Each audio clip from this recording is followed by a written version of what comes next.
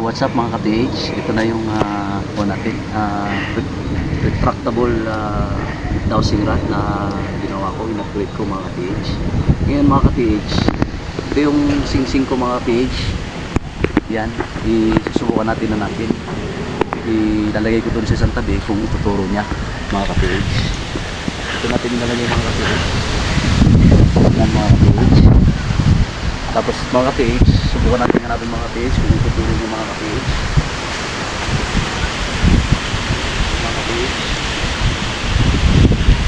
hindi natin kung magtuturo sa ka-PH. Yan na ka-PH, mga ka-PH.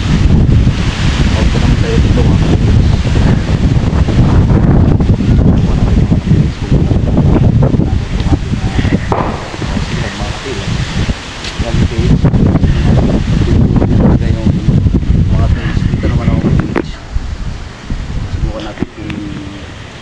Talaga yung galaw ng dowsing rod mga ka-PH. Yan mga ka-PH, tinuturo niya pa rin doon mga ka-PH. Yan ka-PH, pupuntahan natin kung talaga mag-PH siya doon sa mga ka-PH. Ito na mga ka-PH, dito na tayo ka-PH. Yung ka-PH, nakita nyo naman, nag-PH talaga sa pinaka may gold ka-PH. Ngayon ka-PH, subukan natin na ikutin kung talagang ikot. Nakikita nyo mga ka-PH. Yan, kung paano ikot ang ating dowsing rod mga ka-PH. Dito yung gold mga ka-PH. Yan mga ka-PH. Testing natin ang ating magandang dowsing rod. Ulitin natin ka-PH. Ilipat naman natin ito ka-PH. Ito ang gold mga ka-PH. Yan. Lagyan natin dito mga ka-PH. Yan mga ka-PH. So what's up ka-PH? Testing na naman natin itong ating dowsing rod ka-PH. Nandun yung sing-sing sa may puno. Subukan natin kung ituturo niya talaga mga ka-PH. Ito na mga ka-PH.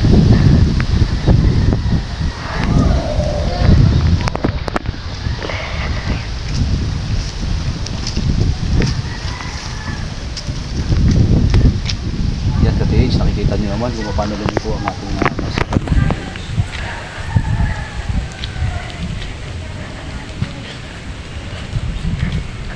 Yan ka-PH, tinuturo niya pa rin sa may puno mga ka-PH. Ngayon ka-PH, hindi naman natin papunta dito ka-PH kung ituturo niya pa rin talaga. Yan ka-PH, lumiliko na naman doon. Ngayon ka-PH, titingnan natin kung mag-iikis siya doon sa may puno.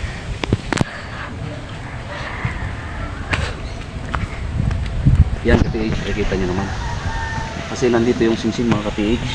Yan ka-PH. Nandito yung sing-sing. Ngayon mga ka-PH, tingnan natin kung dito talaga siya mag-iikot mga ka-PH. Yan ka-PH. Yan mga ka-PH. Dito yan ginagalaw mga ka-PH. So ibig sabihin, mag-a-attract siya, magnetic. At saka yung ating magnetic wire mga ka-PH. Pagmasdan nyo mabuti mga ka-PH kasi nandito yung sing-sing mga ka-PH. Ito mga sing-sing mga ka-PH. Yan, lapitan natin mga ka-PH ang sing-sing mga ka-PH. Yan, ito yung sing-sing na gold mga ka-PH. Kita nyo naman. Ngayon mga ka-PH, ulitin na naman natin.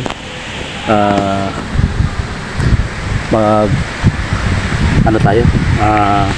Ito yung gold na sing-sing. So ang gagawin ko, ililipat ko na naman siya at subukan kong i-drop ulit mga ka-PH. So abangan nyo yung sunod na video mga ka-PH. So what's up mga ka-PH, ito yung sing-sing. Ilalagay natin dito sa baba mga ka-PH. Ito mga ka-PH yan.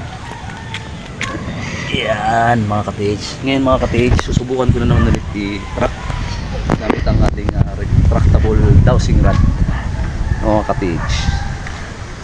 Ngayon ka-PH, papunta ako doon muna mga ka-PH. Masdan nyo kami kung paano siya limpo, kung talagang siya ay nasagat na mga ka-PH. Hindi ko na siya papunta doon mga ka-PH. Mga ka-PH, doon naman tayo mga ka-PH. Magaling na ito mga ka-PH.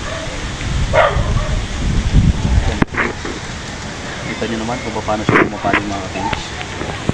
Ngayon ka-PH, papunta na tayo doon sa may gold ka-PH.